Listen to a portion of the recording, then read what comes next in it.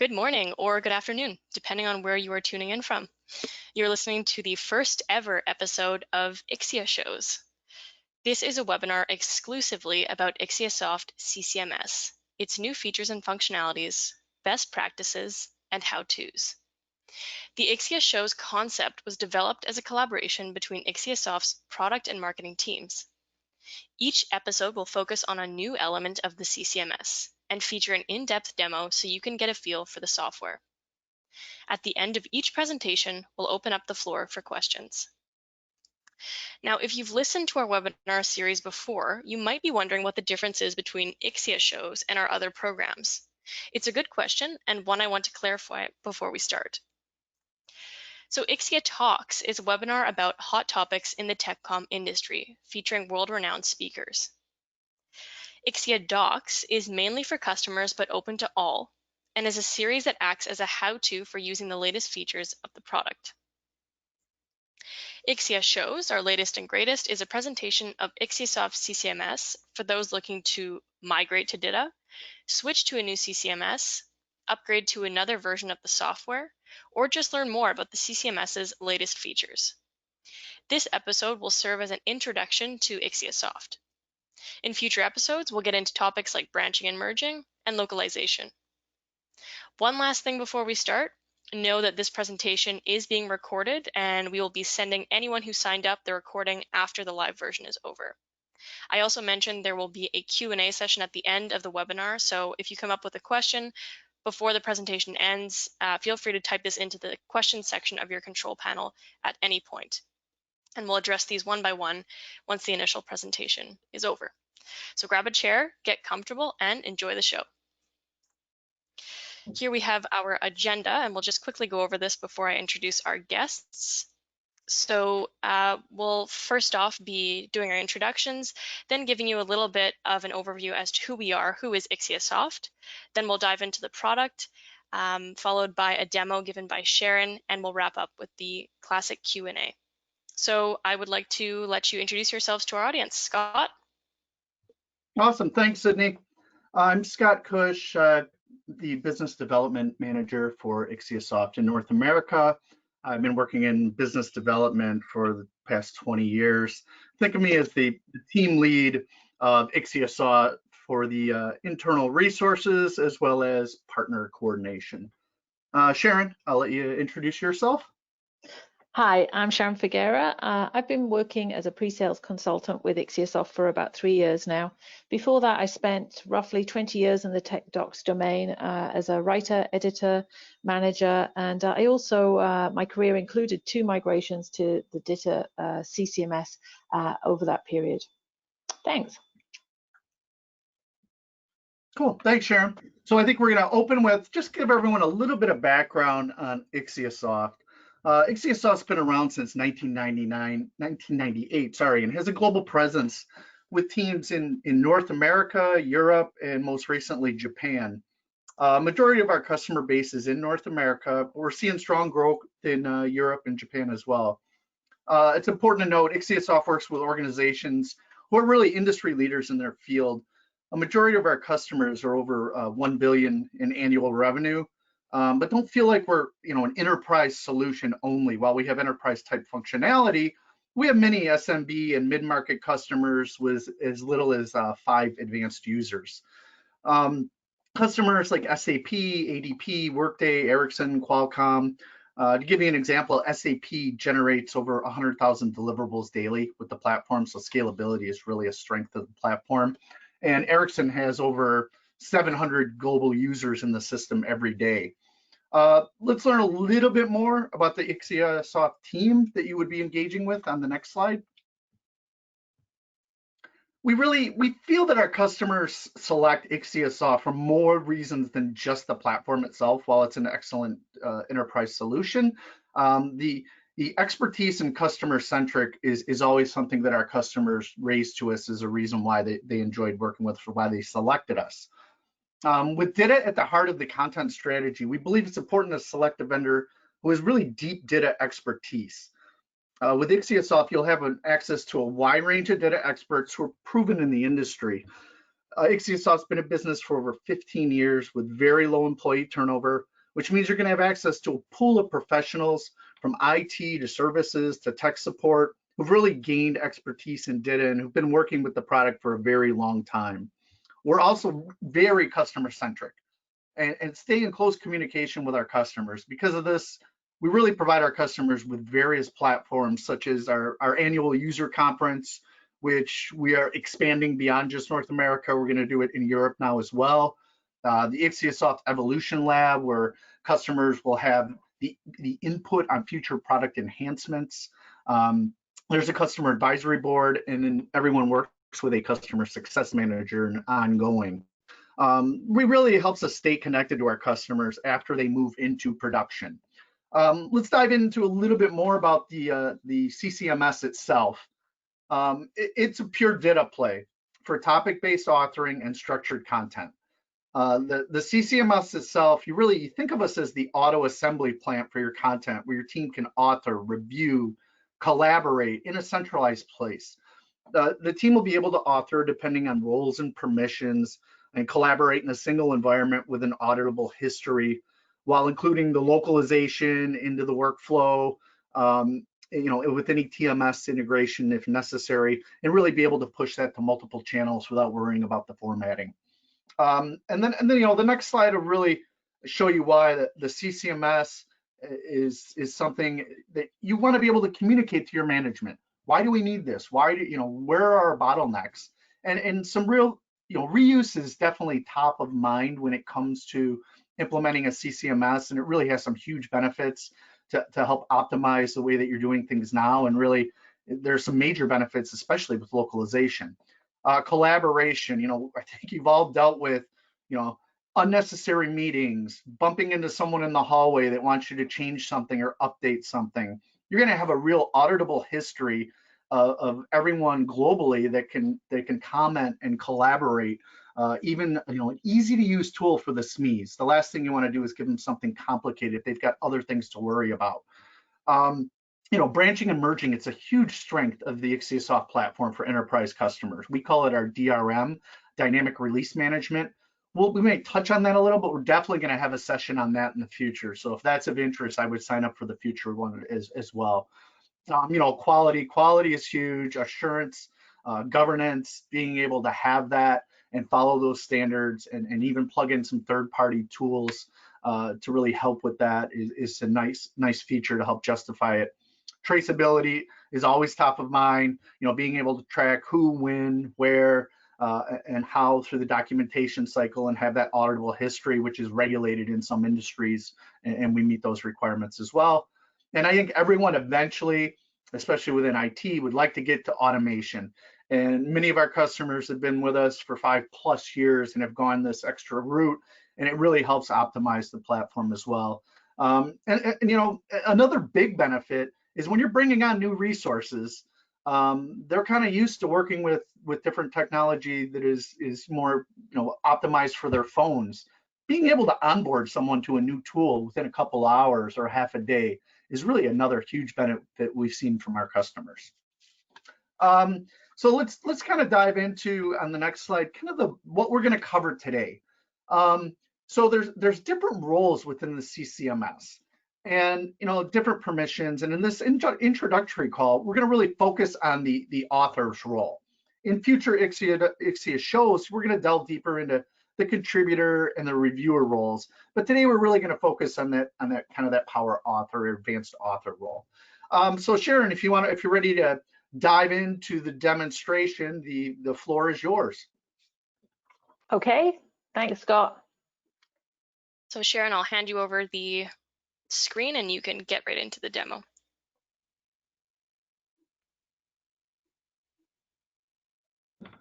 We can see your screen. Okay, great. Welcome to the demo part of IXIAshows. And today, as the other presenters have been saying, I'm going to just do an overview of the IXIASOFT CCMS and the web interface. And what I'm going to try and do is give you a sense of what a day in the life of a writer who uses our system, how that's going to feel. So I'm going to run through some simple creation and revision of content and some publishing routines as well. Later sessions are going to do a much deeper dive into specific aspects of the system in much more depth, and we'll also look at other roles in future episodes. So roles such as the reviewer and the contributor, but today the main focus is on the writer. So here what you're seeing is that I've browsed, perhaps I've just come into the office, I've got my coffee, and I've browsed to my login page. I'm going to go in and have a look at what's going on in my workload today. Alternatively, I could have had the link emailed to me with notifications that you can set up, and it possibly would be triggered by something like there's some new assignments been added to my list, or perhaps a deadline is coming up. You can also use a single sign-on. We support that too, and that makes login even easier. So right now we're looking at the my assignments.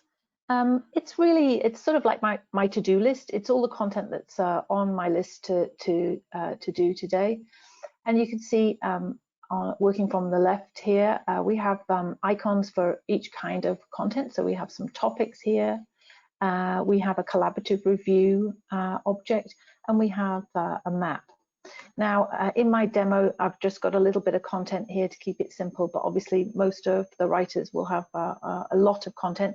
So you can imagine, you know, with 70 or 80 objects to work with, it's nice to be able to filter down to topics, or just focus on your maps, or the collaborative review, or approvals, which is another object that's not in my list here. So you can focus down filter down to something that's particularly relevant to you. I can click in and get more information at a glance here about this particular content object. So I can see that this is the title, and then here I can see that this is the name of the map that the object belongs to, the topic belongs to. I also see that the branch that the content belongs to, so I can see that this topic belongs to a mini map, and I'm working in the UK branch of the mini map. So perhaps other users, other writers are working in the US version of the content, and it is slightly different in that branch. This is a part of a product called Mini. So this is my view that I'm seeing, but other writers may be seeing not the USA branch. They may be working in other products. They may be working in Fiat or BMW or some other product as well. But I've just got permissions to see this part of the organization's content, and that's because I don't want my view cluttered up with things which are not assigned to me and that are not relevant to me. However, if I was working in multiple branches, then I would see the multiple branches that I could work in. So you can see here that there's the last comment that was that I made about this content. I can see that it was last modified by me, and there's a date and a timestamp there. I can see the workflow phase and the due date. So working across, so here I can also see all of the workflow phases that my content is in. For the demo, this is a very simple setup. The workflow is basically just work where I'm drafting, moving to review, and then a complete or done phase. Workflow is something that we would build specific to your organization. So, you know, this is a great way to hard code in quality assurance. You can ensure that all the content goes through a review. Perhaps for you, you want to go through a first review, a second review, perhaps a technical review and an edit. And this is a way to guide the content through the quality assurance cycle that you want to happen.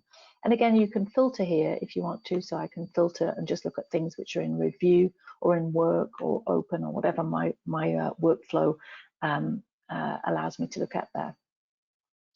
If you're anything like me, you're probably going to just work off the due date. So I can organize by due date. So you can see here's one that's already late, and the little alarm bell there is red to show me that it's late. And then I have all my other content showing up in sort of date order. The content which is coming due, when I roll over my alarm, it's telling me it's approaching the due date. I can see that too. And this is something that I like about the interface, that you know, you can sort of roll over and you get a little bit of information about the icons. So right from day one, it's really easy to orient yourself, and anything that you think, what's that? Then you've got this little prompt or rollover that helps you.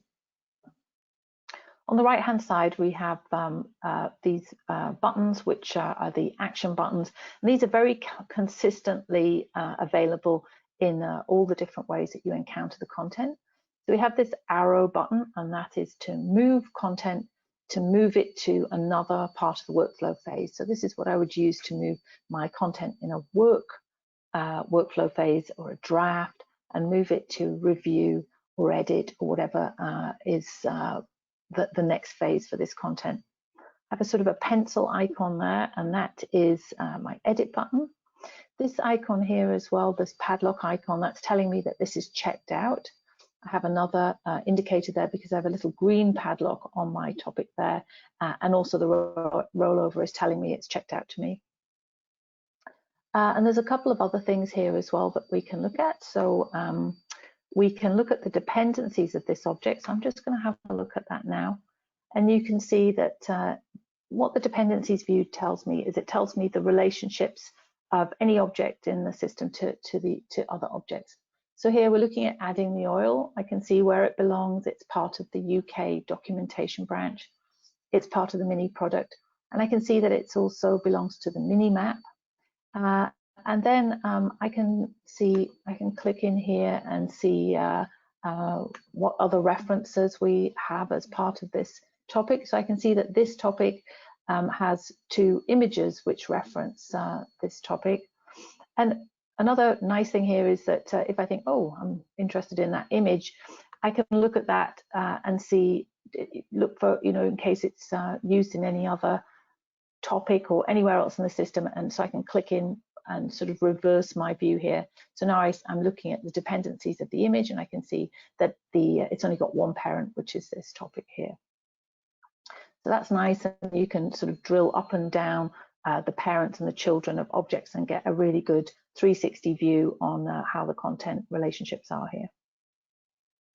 You can also see here that I have these sort of little black stars, and those are bookmarks.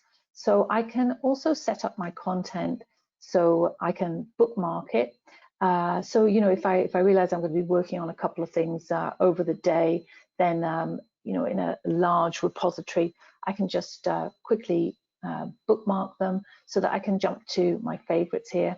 And you can also set up filters here on your favorites, and this allows you to sort of customize your view of all your content and the content you're working on, and it just gives you more tools to get quickly to the content that you want to work on.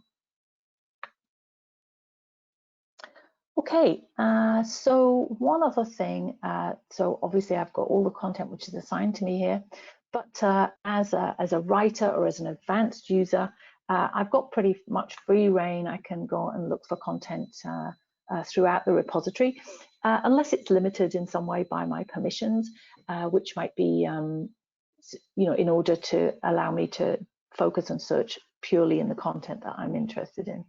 So I can search by document type. So let's have a look for topics. And I can also just put in some string to find out, to have a look if I'm looking for content about oil, for example.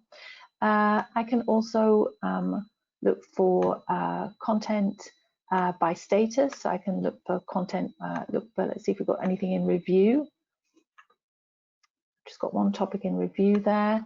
And I can also look for content which is checked out by me or by somebody else. And this is really great so there's something that's checked out by me. Again, you can see it's got that little green padlock that's telling me it's checked out to me.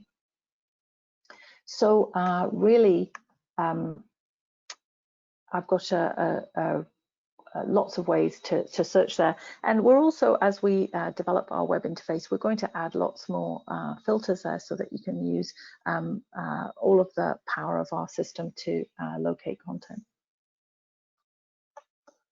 Okay, so we are going to move on now and do some creating of content. So I'm going to create a new map.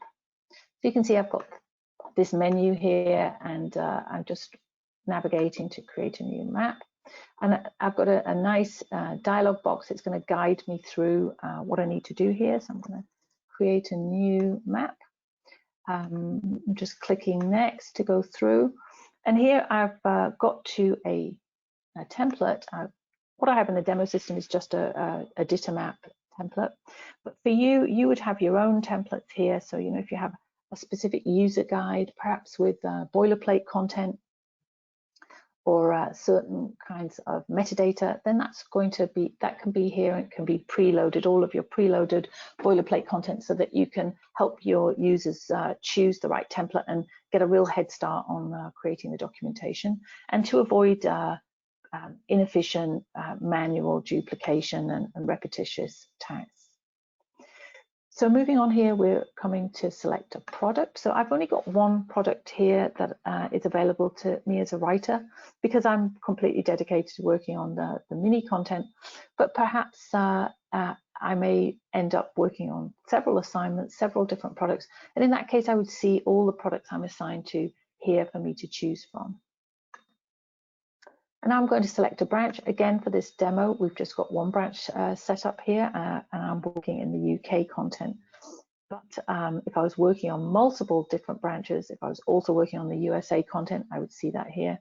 And for you, you know, if you think about your own context, it might be here, you know, release A, release B, release C, release 2020, version 1, version 2, whatever your branches are, and however many or however few you want your writers to see, then that can be set up here. So that's it. So I'm going to create my map. And I'm going to now just add some content. So I'm going to look for some content which I know is going to be reused in this map. So let's look for some things about breaks, because I happen to know that the break content is shared between the Clubman and the other version of the Mini here. So I'm just going to put a topic into my map. I can move things around like that. I'm going to add another topic. Sorry, I'm going to add a new topic now. So I'm going to call, I'm going to make a new welcome topic. Again, I'm just guided through the dialogue to create the topic. I've got here basic DITA templates, which I've got in the demo, but again, these would be your templates with specific content. You may have a very specific version of a task topic that you use for specific tasks, or a very specific reference topic that you use for alarms, and all your templates are here and available for you to use. So we've created that topic, and I'm just going to go and drill now into that topic, and we'll have a look at what it looks like to edit a topic, to create a new topic in the system. So here we have just the title and some basic tags set up there. I can put my tags on, so those of you who are familiar with DITA, you're going to look at this and now recognize that we're using Oxygen as our editor here. We've got all the power of Oxygen, and it's wrapped up in the power of the CCMS that gives you things like workflow, traceability, revision history, and all the power of a CCMS. So I'll just write some content.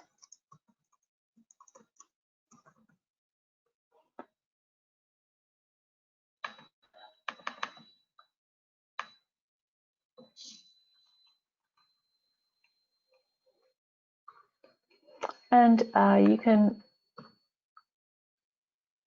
just write in content like that. And then if so, I'm in a paragraph tag, and I've got all the power of Oxygen, where, you know, if I just hit enter, it's going to assume that I probably want a new paragraph tag after that. And you can see also I get a little prompt, so that whenever if I'm just starting with the system, or just starting with Oxygen, I'm always getting a prompt that's helping me just take the next step and understand that this is a new paragraph. So you can see that we have this nice simple ribbon menu across the top. We put a lot of resources into designing the interface for the web client here. We tried to make it familiar, word-like, a little bit like a wiki maybe, and very easy to jump in and use without compromising at all on the power of DITA, reuse, and oxygen. So I'm just going to add in now an image. So I can actually go into my desktop and find an image and upload it.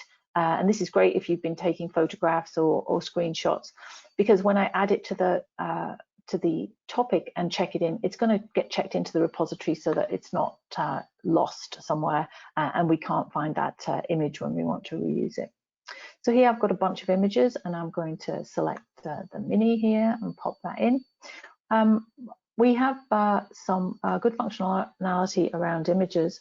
For example, you can have low-res and high-res images, and the system can select the correct resolution of an image for the correct kind of output. So you can have, lighter images for lighter outputs and more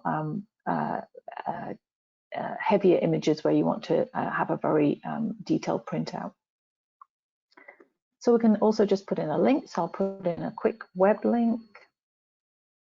As you can see, it's pretty easy to work out how to do this and that. And you can also put in cross-references. So I'm just going to put in a cross-reference. I'm going to search my context map. Oh, I haven't checked in my map yet. That's why. Sorry about that. We'll come back to that. I can also put in a reusable content chunk. So this is a very, very powerful aspect of DITA and very strongly supported by the system.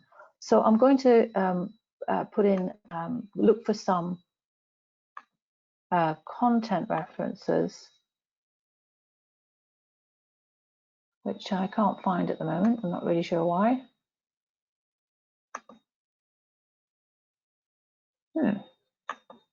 Well, we'll look at that in a different topic shortly. But really what content references do is it allows you to reuse content at a less than topic level.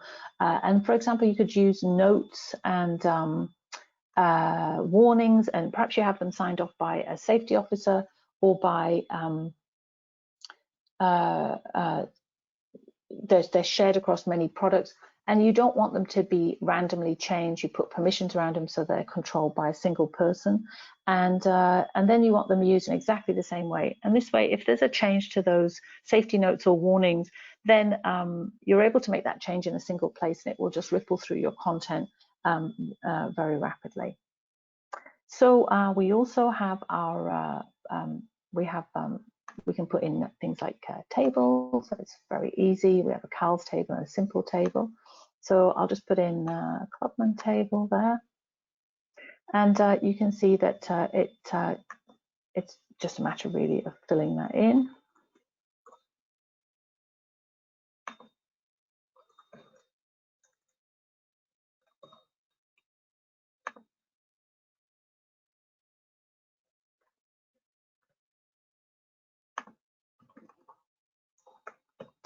And so on and so forth. I'm just going to add a comment now to the table. So I'm just going to add this comment, say, is this correct? Because I want my reviewer to have a look at that.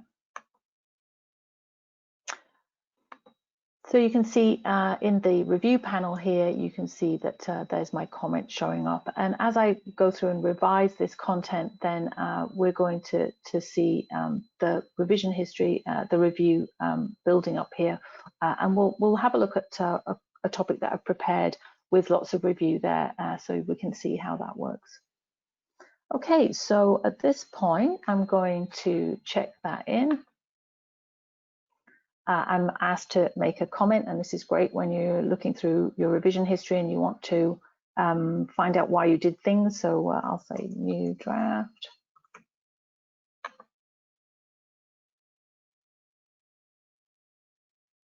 And now I'm going to use my move button, and that is going to send my content on to the next workflow phase. So I'm going to say I'm going to send it to review, and I'm going to find a reviewer here to send it to. I can also give my reviewer a deadline, so I'll ask them to get back to me tomorrow. And I'll say, please, I'm done with my review. You can see there that we have comments, previous comments, so you can select from those. So, you know, if you're always using the same comments, which is generally the case, then you can reuse those. So back to my assignments. Now, let's have a look at an existing topic, which I've already been working on. So I'm going to look at something I'm already revising here, and that's I've already sent along to Rory to do a review.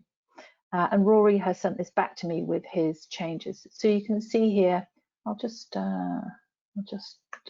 take off the tag so it's a little bit clearer here.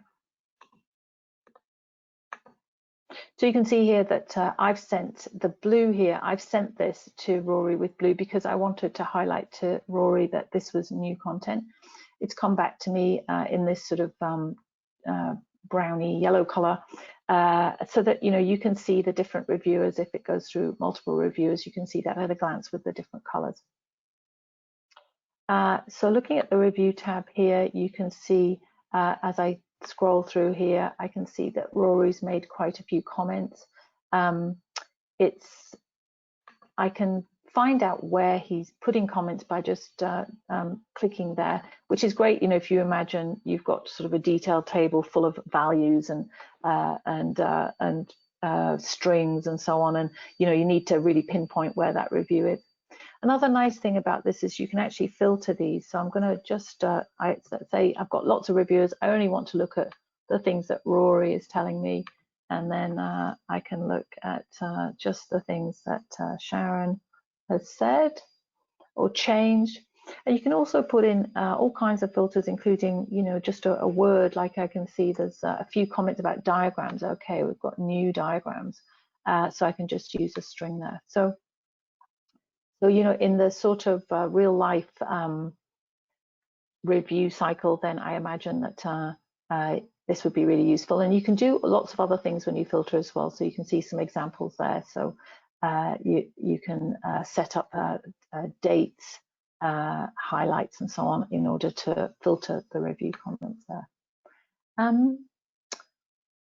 So to take these comments in, you know, there's some nice functionality here. You know, if you think of something that's very densely reviewed, so I can just hover over it, and you can see I can reply to this. So if I want to actually say, I think this is wrong, or did you check with someone, or I want to reply to that comment, I can do that.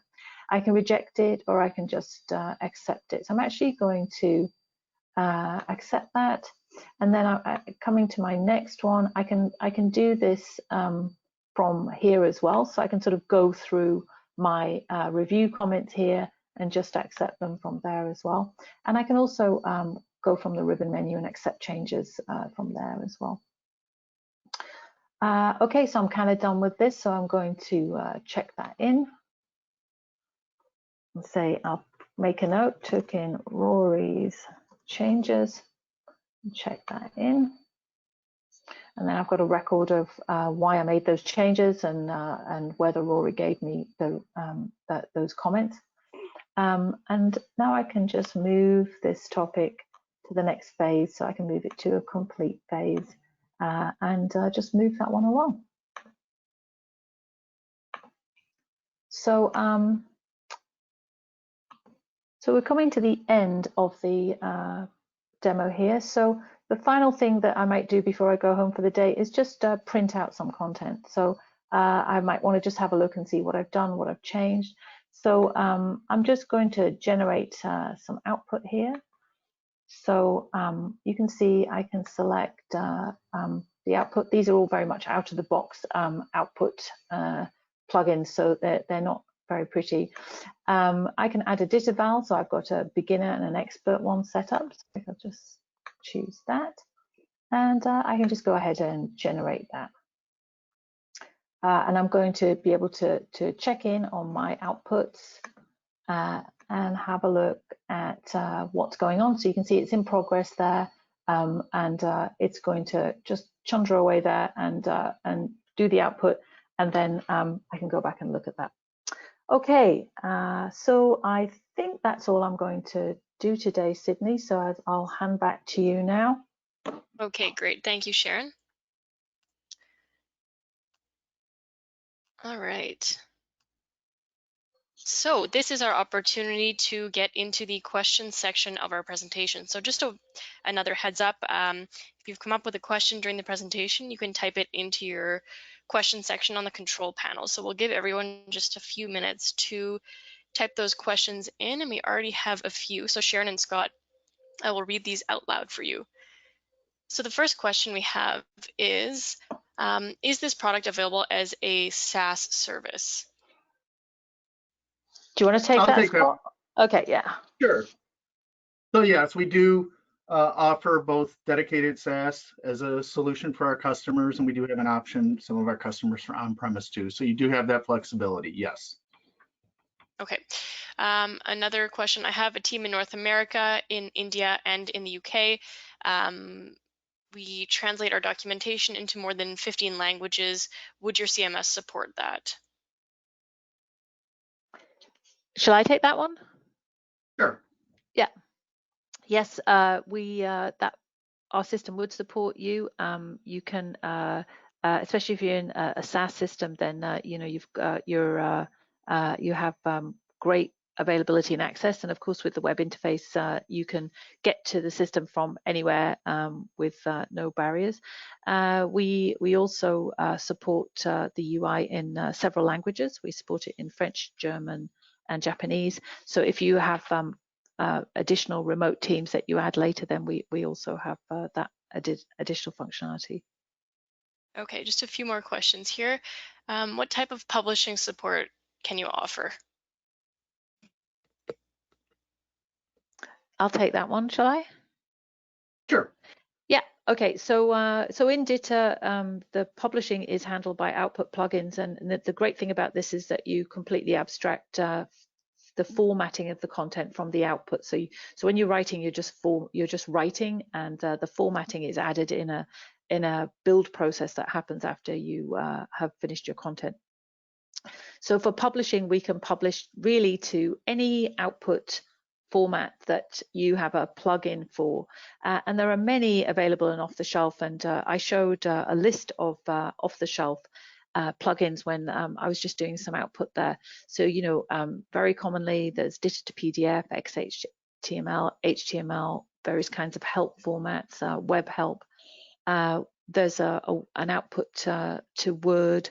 So really, all publishing, we support, we can publish to anything with a valid DITA plugin. We also have in-house experts. Sorry, I was just going to add if if that is something that is not familiar to you, or you don't have the in-house competence for that, then we have some leading practitioners in our team, including Lee White, who are output specialists and can help you, support you to build plugins or to help you develop that sort of competence in-house. Perfect. So we just have one more question, and it is, what is the time frame for implementing the IXIASOFT CCMS? I can take that, Sharon. Okay. So you know, a lot of our enterprise customers, it can depend on the customizations, just like anything. But I think a safe bet would be for a large, let's say 1 billion plus organization, maybe 6 to 9 months. But some of our SMB and mid-market customers, we've gone live with them in as little as 2 months. So a lot of it depends on the requirements. But I'd say it'd be a safe bet would be 3 to 6 months for most customers. Could be less, could be more, depending on the complexities. Perfect. Okay. Thank you, Sharon and Scott, for answering all of our questions.